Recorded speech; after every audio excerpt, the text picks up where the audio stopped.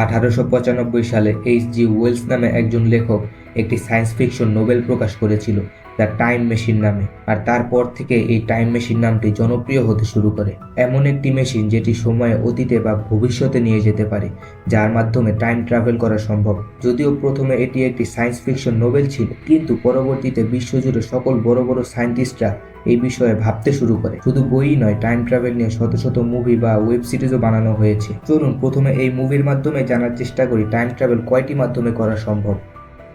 প্রথমেই আসে one way travel to the future, যার মাধ্যমে আপনি ফিউচারে ট্রাভেল করতে পারবেন, কিন্তু সেখান থেকে ফিরে আসতে পারবেন না, আর এটি দেখানো হয়েছিল ইন্টারস্টেলার মুভিতে। দ্বিতীয় পদ্ধতি হলো ইনস্ট্যান্ট টাইম জাম্পিং। এর মাধ্যমে আপনি ইনস্ট্যান্ট এক সময় থেকে অন্য সময় ট্রাভেল করতে পারবেন। এর একটি উদাহরণ হলো আমাদের সকলের প্রিয় ডোরেমনের টাইম মেশিন।